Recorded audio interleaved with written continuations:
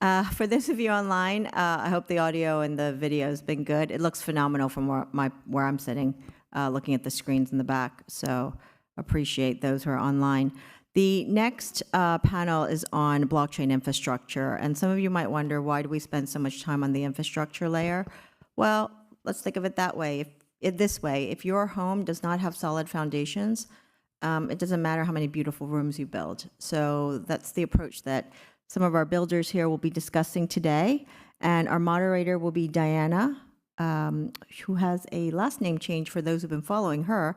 She used to be Barrero Zales, but she recently got married, and it's Oreto now. So welcome, Diana. And baby has joined the ride too, so yes. She's starting them young. All right, over to the builders. All right. Well, it's so good to have you here. It's been a wonderful day so far. Thank you for coming, and thank you for the wonderful conversations. We're on a panel on blockchain infrastructure, a discussion with builders like you all. I'm Diana Oreto, like Sandra mentioned. I run research and our global standards mapping initiative at GBBC, where I'm spending increasing amounts of time translating blockchain and digital assets into frameworks and standards that institutions can accept and understand. And if you think today in this discussion, let's think of a journey in time of blockchain infrastructure from the very beginnings to where we are now and where we are going. We've moved past speculation, and we're seeing a lot of institutionalization. What does that mean? A lot of people say infrastructure. So let's unpack that today. And here we are with some really important pioneers and heavy hitters in the space who have been building the infrastructure to make these innovations possible when we think of a lot of blockchain applications and solutions. So I want to go around the room and tell us who you are, who your organization is and what you're building. So let's start here with Abi. Hi, everybody. Obi Knapp. I'm responsible for equity and derivative strategy at DA. Some people know that more as the founder of Canton Foundation. And what are we working on building? We are building the blockchain that solves the privacy and composability or interoperability challenges for the infrastructure layer of regulated financial markets. What about Shyam? Hello, everyone. I'm Shyam Nagarajan. I'm the Chief Partnership Officer at Hashgraph, the company behind Hedera Network. And Hedera has been a layer 1 blockchain since 2019, and we are very unique in that we were built for enterprise adoption. And our focus has been on organizations, governed, trusted, performed, and eventually, predictable, always kind of infrastructure for organizations focused on risk, compliance, and security. So this is a very appropriate place for us to be in and talk about our infrastructure. Now let's go to Bill. Perfect. Bill Papp from NVNM chain, which is the NVNM chain. So I just recently joined, probably around 4 months ago as the CEO. So we are a new chain relative to our distinguished panelists here. So we're a purpose-built layer 2. What does that mean? We're an attestation layer for both AI in general and AI agents. So think of us as the accountability layer for AI within the economy. And Lee, tell us who you are, what you're building. Hi, everyone. Lee Schneider.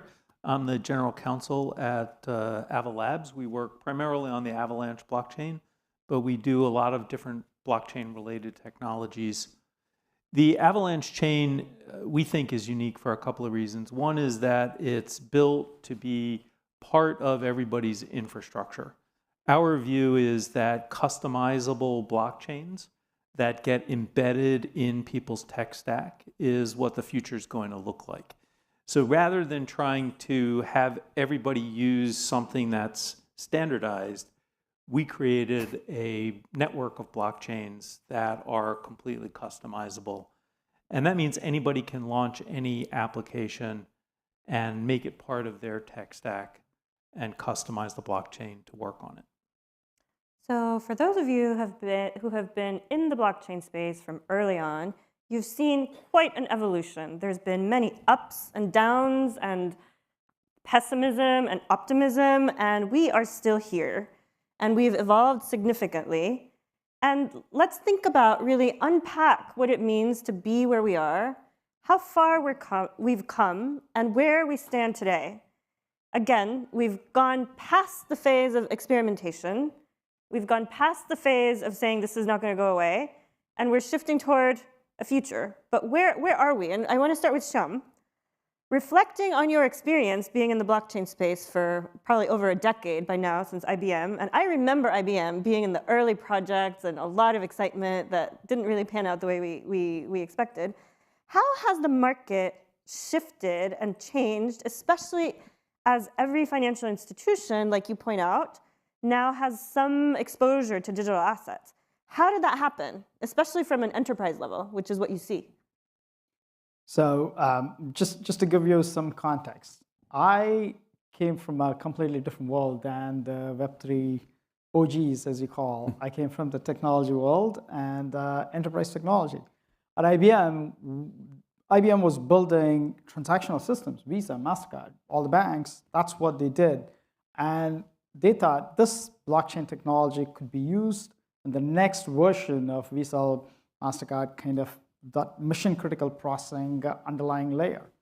So we started out with experimenting with Ethereum and eventually decided Ethereum did not have the SLAs needed for enterprise-level scalability. And eventually that started the world of Hyperledger Fabric, which a lot of people know is part of the Linux Foundation. There was a lot of code that was contributed. I was one of the original people that helped create the IBM blockchain division within IBM, and we ran it till 2024. So it was an interesting run. But what we learned was I've always been at the end of enterprise adoption of blockchain, not the token side of it. That said, in 2016, 2017, incredible amount of experimentation. Blockchain was the next new world peace solver and the likes. So everything happened.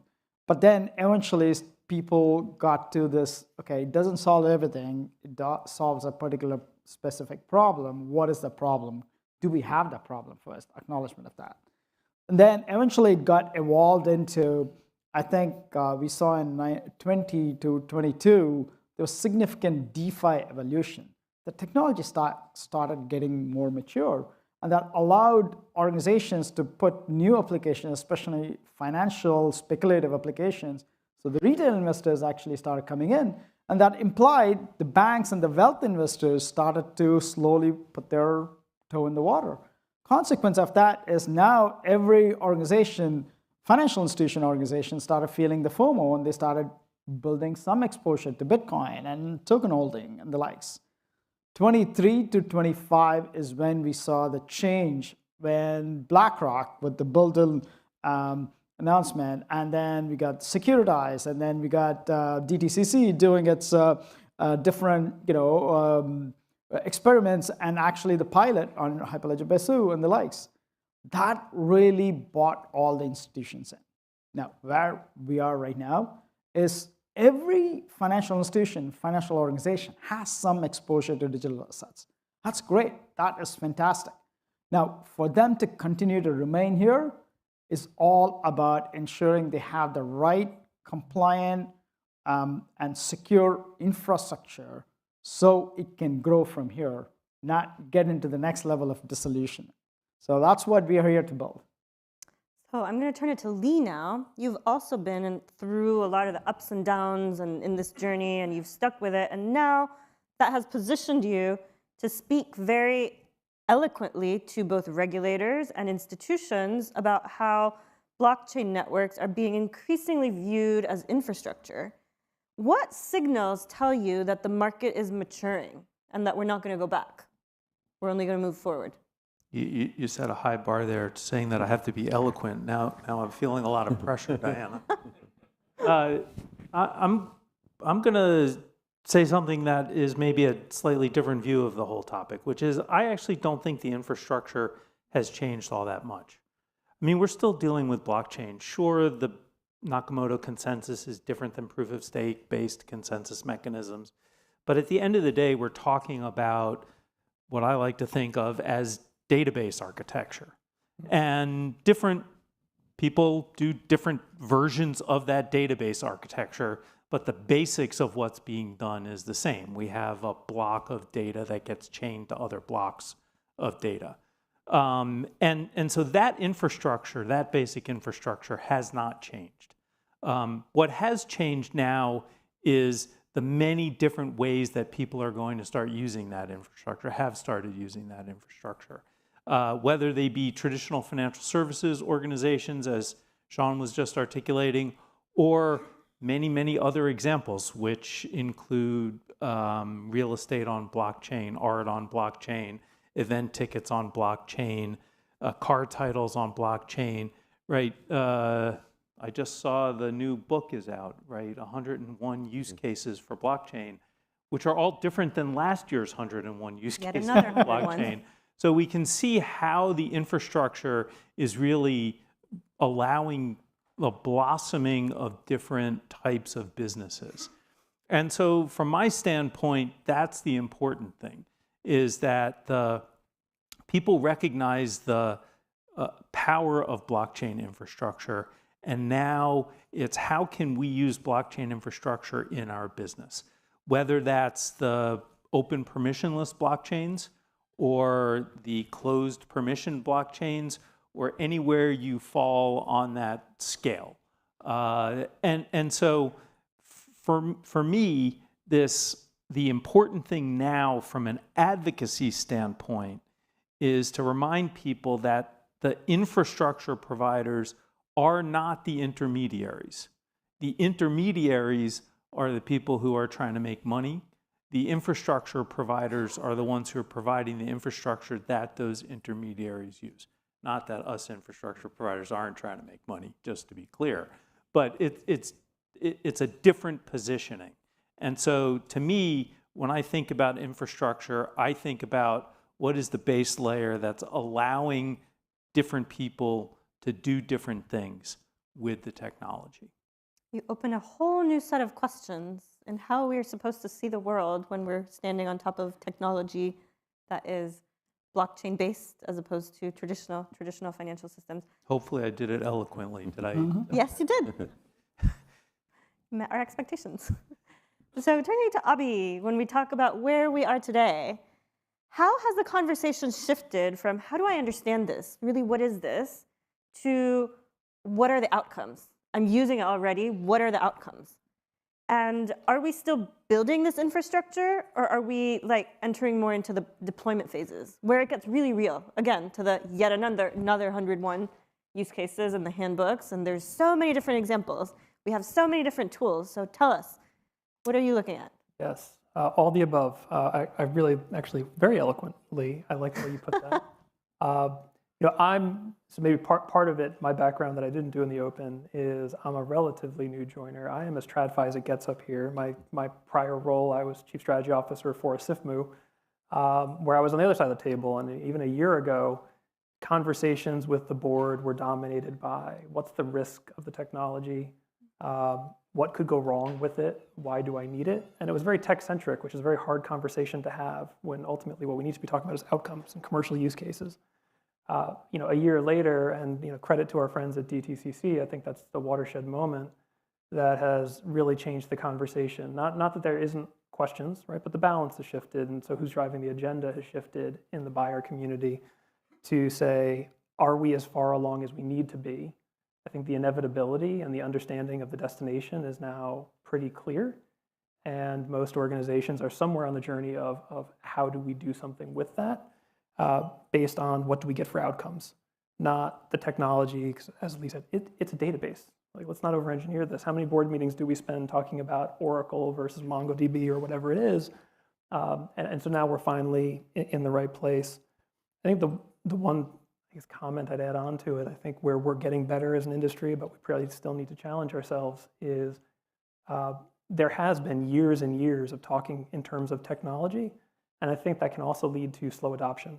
I think we're at the phase right now where we're still building. Clearly, a ton of infrastructure building is left to do, both in terms of end-to-end connectivity of our markets as well as breadth of network.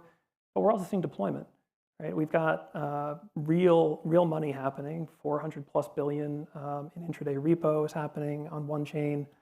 You've got the test trades that are happening in production by DTCC, but I wouldn't call those pilots. I have the benefit of not being them, so I can say that. I wouldn't call them pilots because the proof of how fast those will pivot to production at scale is much faster than we're all used to. That's going to be a very, very quick turnaround. So these are real systems in production scale and highly resilient firms doing high volume activities. That tends to tell us that we're kind of at the inflection point. And as an industry, what I hope we start doing is also messaging more our commercial value. I think the faster that we are clear with the marketplace on what we each do to create outcomes, the faster we'll see adoption. Confusion is the enemy of adoption. Really connecting with results. Yep. What's going to have the biggest impact. So Bill, we are in 2026, and we're pretty much halfway there. It's gone pretty fast. And for blockchain, that's probably a couple of years in comparison to other industries. How is 2026 showing itself to be all about adoption? And do we need more consolidation? What are your predictions from a standpoint of where it gets real?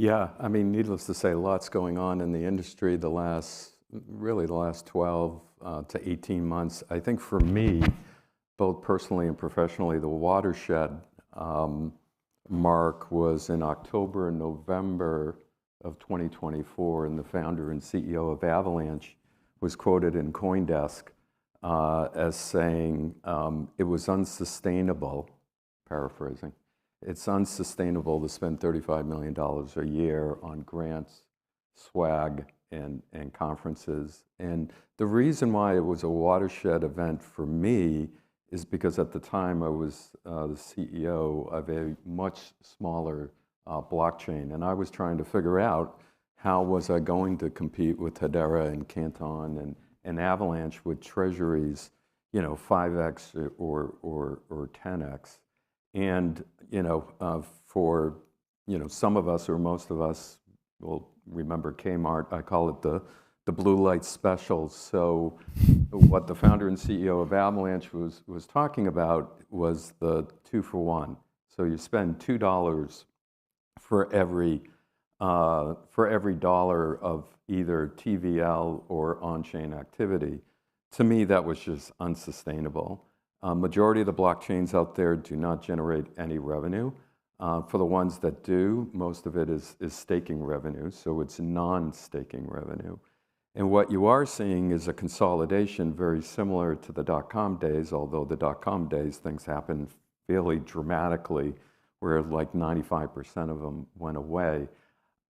I do believe, and we've seen some announcements over the last several months of smaller, mid-sized blockchains just folding, folding tent, giving the money back. But that was an inflection point in 2014. I immediately went to my board. We immediately had an offsite. Long story short, we ended up selling the blockchain back to its sister company. So now, if you fast forward to January of 2016, I like to quote CoinDesk all the time. Mike Novogratz was quoted as saying 2026 was the year of adoption. Now, that statement was a little bit naive because for the three of you guys, you've been adopting for quite some time.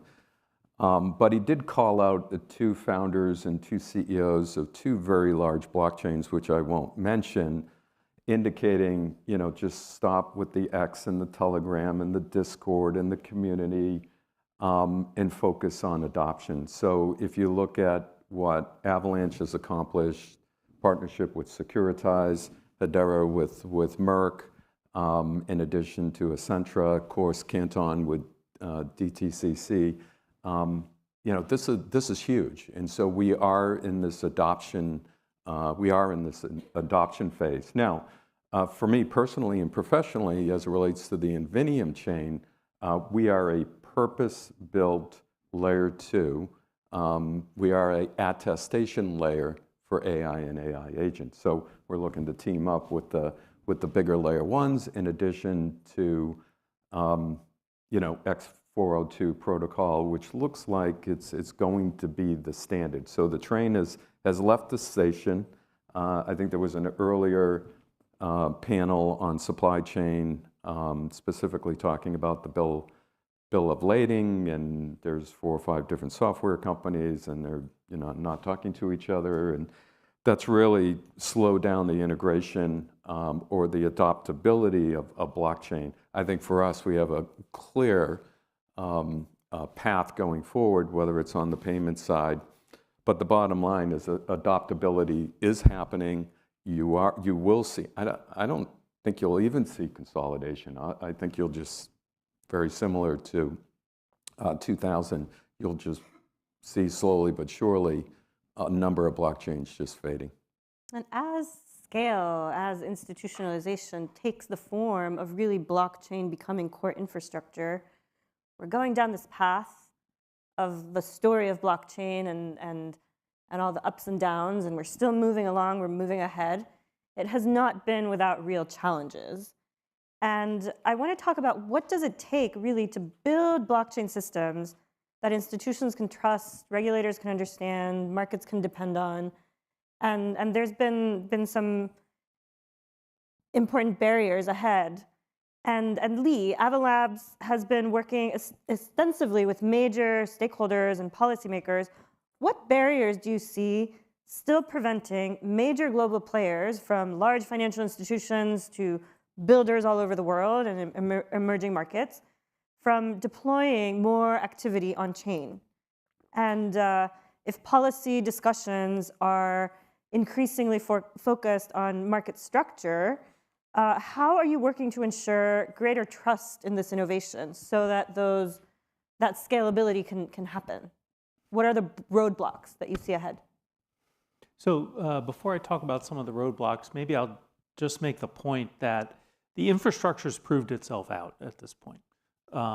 There is, as far as I'm aware, no documented case of a layer 1 being hacked. Maybe that comes with quantum, maybe it doesn't. I know people are worried about that issue since the Google report a couple months ago, but leaving that aside, the infrastructure has proved itself out. So now it's really a question in my mind of 2 things. One is understanding, getting companies to understand how to use the infrastructure. So again, to the point that I was making about integration into your tech stack, but then there's also the point about integrating your tech stack into blockchains. And, technology people are still people, and they get hesitant about new things. And they want to make sure that they understand what the risks are and what the opportunities are. Not to plug everything that you all do at GBBC, but the RMF project has addressed this question head on. And I think it's a really good project from that standpoint, especially as getting to a second blocker, especially as regulators around the world are finally getting comfortable with the idea that you can tokenize assets and you can put them on blockchains, and then they can trade, and you know what? You didn't change the asset. It's still a stock, it's still a bond, it's still a swap, whatever it is. And so I think that's where we're going to, that blocker is slowly evaporating as regulators around the world really start to understand what tokenization is. We've seen, I think, 6 reports from different regulators just this year on tokenization of assets, and I expect to see more of that as well. The last area that I think is a little bit of a blocker, and this is a problem more for the US and the UK than for many other jurisdictions, because many other jurisdictions have comprehensive crypto asset regulation that recognizes that crypto assets are a separate category of assets from traditional financial instruments and other types of assets, other tokenized assets. The US and the UK are a little bit behind on that score right now. I think the US regulators, particularly over the last 18 months, have done a lot to move the ball forward. But let's hope that the Clarity Act passes Congress this year. Let's hope it doesn't get changed too terribly much in bad ways between now and passage. But I think that will do a lot to really open things up in the US, because it will effectively be the government recognizing that blockchains are not evil, that blockchains are not by nature for criminals and bad actors, but rather they're just another form of infrastructure Exactly. that people can use. So we're getting there. We're getting to a place of greater understanding, especially understanding of risks to be able to address them, and regulatory clarity. So Shyam, as we address the challenges to widespread adoption, how do you see Hashgraph is addressing those challenges? And especially, how are you betting on open source and the importance of governance to de-risk a lot of these new opportunities? And also like re-envisioning the market. So the way I've seen this market evolve over the last 10 years, and now we are at a place where what's immediately holding us back is the liquidity fragmentation. I mean, the fact that there are islands of, the Canton, the Ava, the Hedera, and Ethereum, Bitcoin, these are all different islands. And once you invest in, it's not easy to move it around. And consequence of that is when you're trying to do a market instrument that can freely flow across and work, that doesn't exist today. I mean, recently, Lee, to your point, layer ones are pretty secure, but layer 0 wasn't that secure. So layer 0 got hacked, and that led to a lot of leakage, and that leads to market fear and growth. So especially the concept of private network, public networks, and hybrid networks, all of them coming through, it is absolutely necessary to have that interoperability layer that can be trusted and done. Hedera has been investing in a concept called cross-ledger protocol that's based on state proofs between one and the other network, and that can do without a bridge, move tokens very seamlessly between one network to another network without the bridge. So it's very secure, quantum safe, and the likes. The second one is about privacy. I mean, how many of us actually go put out everything that we own in public? We don't, right? Same way, you wouldn't want anyone doing transactions on our networks to be public. The preservation of privacy is still a little bit hazy, and it has to be codified and made it as the norm in how you do business. That's when the enterprise adoption will continue to grow. The last thing is about governance. Look, networks, public networks are public networks, and private permission networks are interesting, but a true governance is all about how the actual code is written, and can you trust that code so you can actually run it? And when you run it, something happens, do you have responsible people that can actually take action to fix those kind of things? That governance is really important, right? When all of these things are properly addressed, then you will see the growth in terms of adoption. And lastly, to your point, right? And to Lee's point, if bonds and equities are exactly as they are in the regular market in the digital asset world, what's the point, right? All you do is just move it into instant settlement. That's great, but it's no innovation, no improvement. It's just still doing the same business that you were doing before in a different rail. You really need to think more than that. Where does new instrument that changes the market, allows new access, new jurisdiction, creates new opportunities, that kind of innovation is what will propel and continue to change the way the adoption actually occurs. So the technology has proven itself. We have multiple tools. we're working at new solutions. And I just want to say, as we get to the final phase of our conversation, still a couple more questions, wherever I go these days, I end up in conversations about children and parents, and people share their experiences, and it's been wonderful. And last night at the drinks reception, we had a conversation about this marshmallow challenge, where these groups of professionals and different kinds of people were given a series of constraints, and they were told basically with a few pieces of spaghetti and a marshmallow and a string, build the highest tower. And the group that won was actually the children, these kindergartners. Why? Because they just did it. They just tested. They were fearless. And like, as we're building toward the future, we're building toward these very promising outcomes.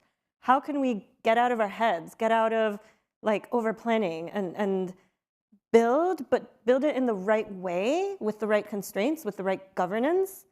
And Bill, like, what is the role of standards, for example, and harmonized rules for the future of blockchain infrastructure? And how can something like that build, guide your trajectory toward building something sensible, but building and moving ahead?